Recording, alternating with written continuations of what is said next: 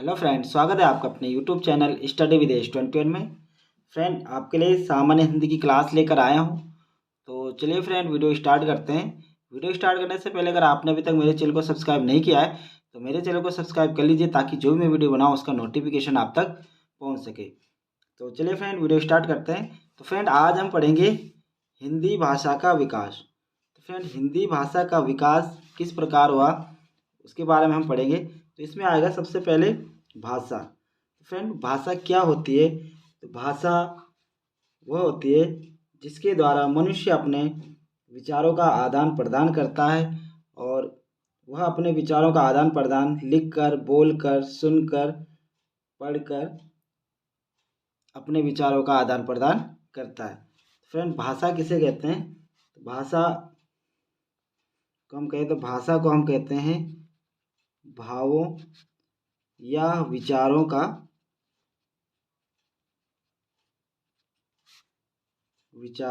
आदान प्रदान। तो फ्रेंड, भाषा किसे कहते हैं? तो भाषा भावों या विचारों का आदान प्रदान है।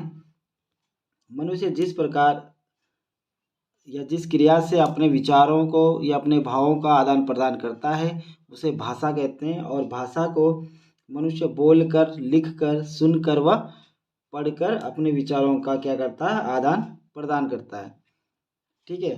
तो आगे हम देखेंगे इसमें भाषा का स्वरूप। तो फ्रेंड, भाषा का स्वरूप क्या है? तो सबसे पहले कोई भी भाषा होती है तो एक क्षेत्रीय क्या होती है? बोली होती है। कोई भी भाषा सबसे पहला उसका सबसे जो पहला रूप होता है वो एक बोली होती है। वही बोली जब धीरे धीरे उस बोली का साहित्यिक रचनाएं होने लगती है तो उसके बाद उसका स्वरूप और बढ़ जाता है, और वह क्या हो जाती है? साहित्यिक भाषा हो जाती है। जिस बोली को आगे चलकर, जिस बोली का विकास आगे होकर जिस बोली में साहित्य रचनाएं होने लगती है तो एक साहित्यिक बोली हो जाती है। उसी प्रकार उसका और विकास होता है तो वह धीरे धीरे आगे और ज़्यादा लोगों के द्वारा बोली जाने वाली होती है, तो फिर राजभाषा के रूप में परिवर्तित हो जाती है। राजभाषा से तात्पर्य है कि जिस भाषा में उस राज का चलता है उसे हम राजभाषा कहते हैं। इसी प्रकार भाषा का जब और विकास होता है तो उसका जो चौथा रूप हो जाता है, जिसे विस्तृत रूप कहा जाता है, वो होता है राष्ट्रभाषा। तो फ्रेंड, भाषा का स्वरूप इस प्रकार होता है, जैसे सबसे पहले वो एक बोली होती है, उसके बाद उसी बोली में साहित्यिक रचनाएं वगैरह होने लगती हैं तो फिर वो साहित्यिक भाषा हो जाती है। और फिर जब उस साहित्यिक भाषा का और विकास होने लगता है तो वह राजभाषा का रूप ले लेती है। और जब राजभाषा का रूप वो ले लेती है, यानी कि उस राज्य का जो कामकाज होते हैं, जितने भी वो राजभाषा उस बोली में होने लगते हैं, उस भाषा में होने लगते हैं, तो आगे जाके राष्ट्रभाषा का रूप ले लेती है। तो आगे हम देखेंगे फ्रेंड हिंदी भाषा की उत्पत्ति के बारे में। तो हिंदी भाषा की उत्पत्ति किस प्रकार हुई उसके बारे में देखेंगे।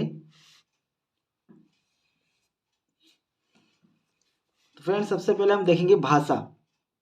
भाषा जो शब्द है, भाषा शब्द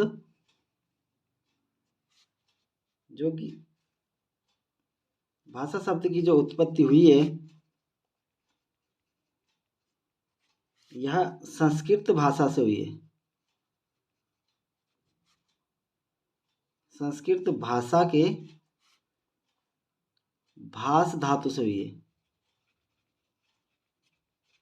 तो भाषा शब्द की जो उत्पत्ति हुई है वह संस्कृत भाषा के भास धातु से हुई है, जिसका अर्थ होता है वाणी को प्रकट करना।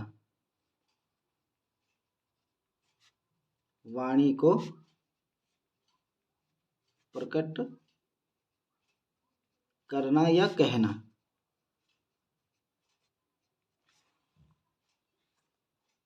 आगे देखें हम कि हिंदी भाषा का विकास किस प्रकार हुआ। तो फ्रेंड, हिंदी भाषा का जो विकास हुआ,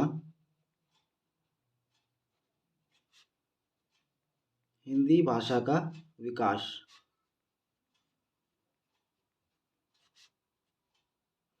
फ्रेंड, हिंदी भाषा का विकास किससे हुआ है? फ्रेंड सबसे प्राचीन जो भाषा है वह है संस्कृत।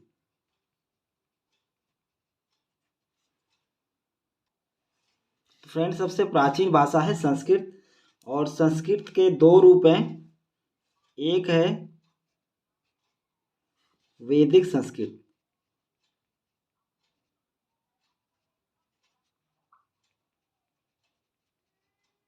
और दूसरा है लौकिक संस्कृत। लौकिक संस्कृत। फ्रेंड वैदिक संस्कृत की हम बात करें तो जो इसका समय है, जो इसका काल क्रम है, वह है 1500 ईसा पूर्व का। 1500 ईसा पूर्व से 1000 ईस्वी पूर्व तक। 1000 ईसा पूर्व तक का।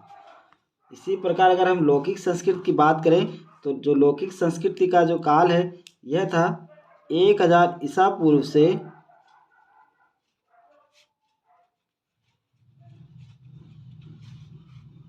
500 ईसा पूर्व तक।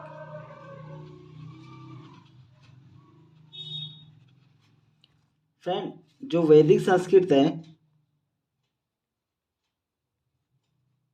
वैदिक संस्कृत जो कि सबसे प्राचीन भाषा मानी जाती है, इस भाषा में वेदों की रचना हुई है।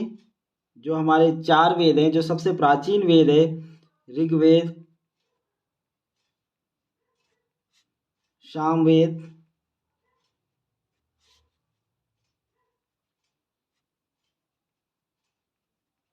अथर्ववेद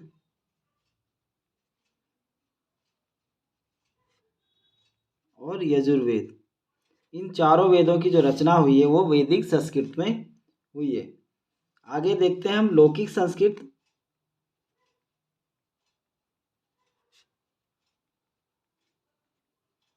तो लौकिक संस्कृत में रामायण, महाभारत, उपनिषद, वेदांग, पुराण और उपवेदों की रचना हुई है। फ्रेंड अगर हम बात करें उपनिषद, वेदांग, पुराण और उपवेदों की, तो यह लौकिक संस्कृत में इनकी रचनाएं हुई हैं। आगे देखते हैं।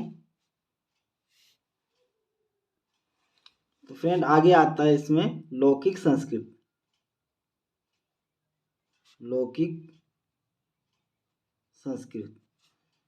फ्रेंड वैदिक संस्कृत को देववाणी कहा जाता है, वही लौकिक संस्कृत को ब्राह्मण संस्कृत कहा जाता है।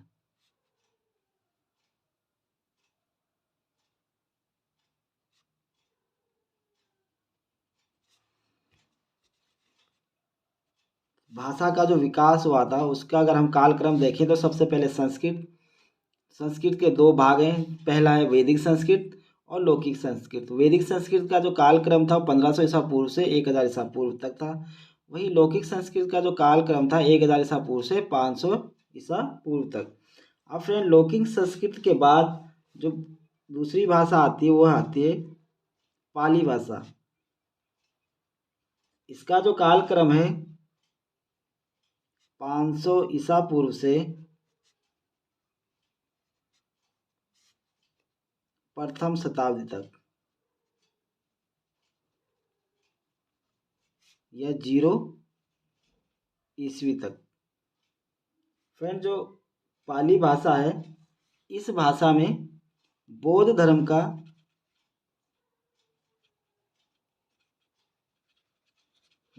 का खूब प्रचार प्रसार हुआ है। तो बौद्ध धर्म का क्या हुआ इसमें? प्रचार प्रसार।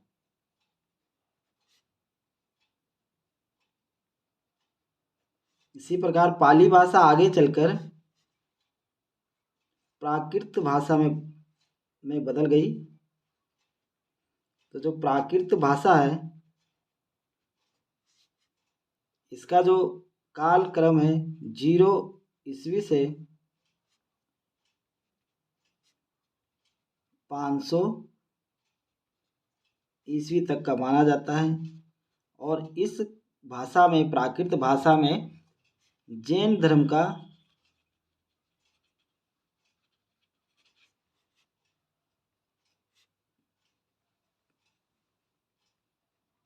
प्रचार प्रसार होता है।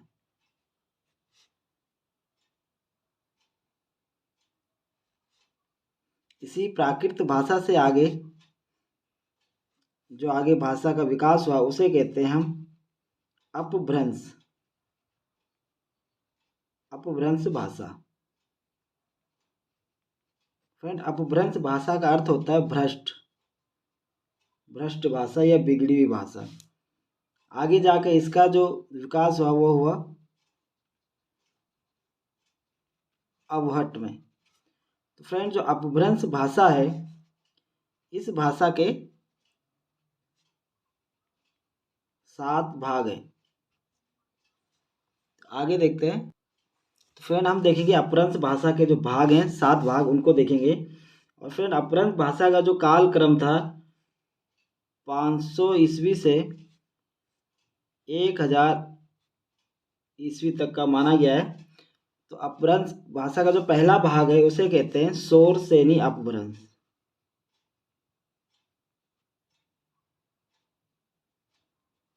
शोरसेनी अपभ्रंश। इस भाषा की जो उपभाषा है वह है, जो बोलियां हैं इस भाषा की वह है पश्चिमी हिंदी। फ्रेंड, यही पश्चिमी हिंदी हिंदी भाषा की पहली उपभाषा है। इसमें हम एक नंबर डाल देते हैं। तो यह क्या है? एक उपभाषा है। आगे चलकर इसी शोरसेनी अपभ्रंश के अंतर्गत अगली भाषा है गुजराती, गुजराती हिंदी। और अगली भाषा है राजस्थानी हिंदी।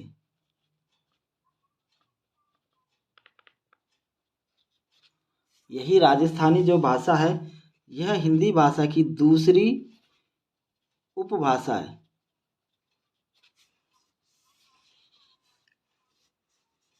अगला भाग है अपभ्रंश का, इसे कहते हैं खस। तो जो खस अपभ्रंश है इससे पहाड़ी हिंदी,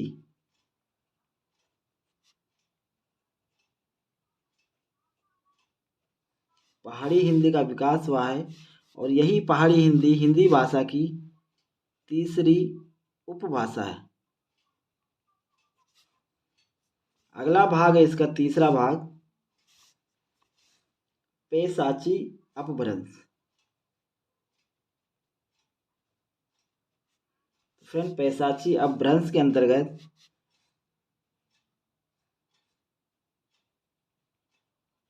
पंजाबी और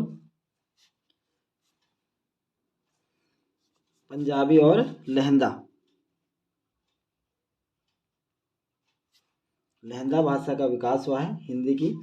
अगला है इसमें पांचवा, जो पांचवी भाषा है यह है ब्राह्मण अपभ्रंश। ब्राह्मण अपभ्रंश। फ्रेंड, इससे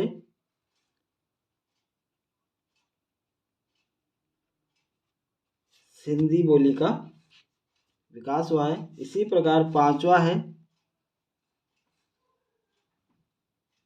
महाराष्ट्री अपभ्रंश। इस भाग से मराठी भाषा का विकास हुआ है। छठवां भाग है अर्धमागधी अपभ्रंश। इस भाषा से हिंदी की चौथी उपभाषा निकल कर आती है जिसे हम कहते हैं पूर्वी हिंदी। ये हिंदी भाषा की क्या है, चौथी उपभाषा है।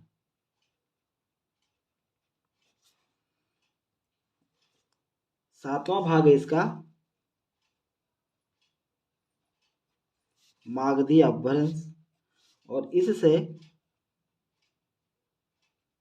बांग्ला, असमिया और उड़िया भाषा का विकास हुआ है। तथा पांचवी जो हिंदी की उपभाषा है बिहारी हिंदी,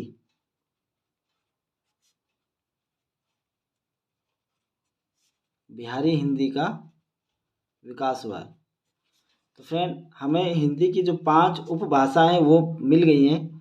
पहली है पश्चिमी हिंदी, दूसरी है राजस्थानी हिंदी, तीसरी है पहाड़ी हिंदी, और चौथी है पूर्वी हिंदी उपभाषा, और पांचवा है बिहारी हिंदी उपभाषा। तो फ्रेंड यहाँ पर हमें हिंदी की जो 5 उपभाषाएं हैं वो मिल गई हैं। और अब हम देखेंगे इन 5 भाषाओं की जो बोलियां हैं उनको हम देखेंगे। अब तो आगे बढ़ते हैं। तो फ्रेंड सबसे पहली जो उपभाषा है वह है पश्चिमी हिंदी।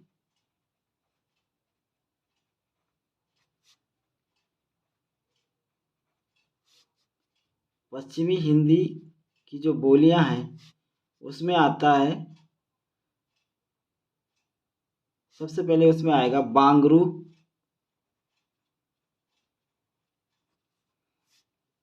जिसे हम हरियाणवी भी कहते हैं।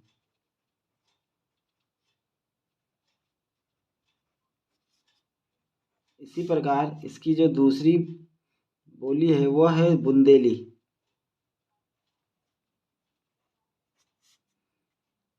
और तीसरी जो बोली है वह है ब्रज भाषा,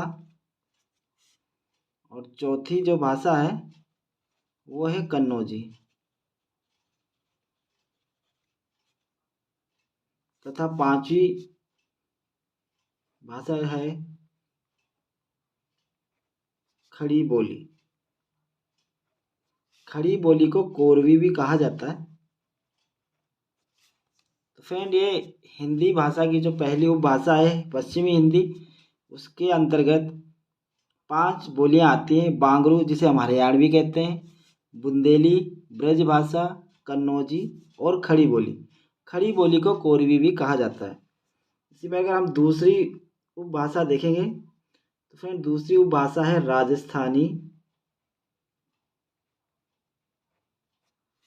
राजस्थानी जो उपभाषा है उसके अंतर्गत पहली जो बोली आती है वो है मारवाड़ी, दूसरी है मेवाती, और तीसरी है मालवी, और चौथी है जयपुरी। तो फ्रेंड जो राजस्थानी उपभाषा है उसके अंतर्गत 4 भाषाएं आती हैं, मारवाड़ी, मेवाती, मालवी और जयपुरी। तीसरे नंबर पे आती है पहाड़ी हिंदी।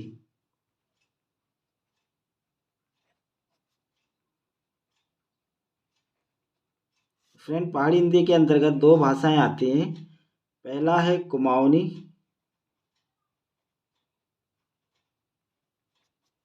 सॉरी 2 बोलियां आती हैं, कुमाऊनी और दूसरा है गढ़वाली। तो फ्रेंड पहाड़ी हिंदी के अंतर्गत 2 बोलियां आती हैं, कुमाऊनी और गढ़वाली। इसका अब हम चौथी उपभाषा को देखेंगे। तो चौथी उपभाषा है पूर्वी हिंदी।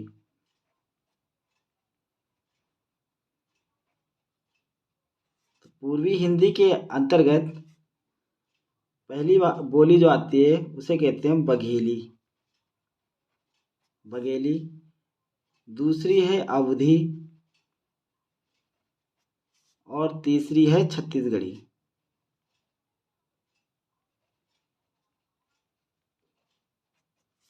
फ्रेंड जो चौथी उपभाषा है पूर्वी हिंदी उसके अंतर्गत बघेली, अवधी और छत्तीसगढ़ी बोलियां आती हैं। और पांचवा है बिहारी हिंदी। बिहारी हिंदी। तो फ्रेंड बिहारी हिंदी के अंतर्गत जो पहली बोली आती है उसे कहते हैं मैथिली, दूसरी है मगही और तीसरी है भोजपुरी। तो फ्रेंड जो हिंदी की पांचवी उपभाषा है बिहारी हिंदी, उसके अंतर्गत तीन बोलियां आती है मैथिली, मगही और भोजपुरी। फ्रेंड आगे हम बात करें हिंदी की जो लिपि है हिंदी भाषा की, तो हिंदी भाषा की जो लिपि है वह है देवनागरी लिपि। देवनागरी लिपि, और इस देवनागरी लिपि का जो विकास हुआ है वो हुआ है ब्राह्मी लिपि से।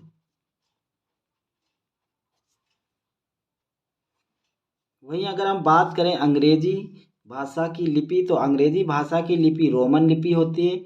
वहीं उर्दू भाषा की लिपि के बारे में अगर हम बात करें तो उर्दू भाषा की जो लिपि है वह फारसी लिपि है। तथा हिंदी भाषा परिवार के बारे में भी क्वेश्चन कभी पूछे जाते हैं। तो फ्रेंड हिंदी भाषा जो है, हिंदी भाषा किस परिवार की भाषा है? तो फ्रेंड हिंदी भाषा जो है भारोपीय परिवार की भाषा है। तो फ्रेंड ये वीडियो थी हिंदी भाषा के विकास के बारे में, हिंदी भाषा की स्वरूप, उसकी उत्पत्ति या भाषा किसे कहते हैं, तथा जो भाषा की जो उपभाषाएं और उसके अंतर्गत जो उसकी बोलियां आती हैं उसके बारे में वीडियो था। और यह परीक्षा की दृष्टि से आपके लिए काफ़ी हेल्पफुल वीडियो है। आपको वीडियो कैसी लगी कमेंट बॉक्स में ज़रूर लिखना, और अगर आपको मेरी वीडियो पसंद आई तो लाइक और शेयर करें और मेरे चैनल को सब्सक्राइब करें। धन्यवाद।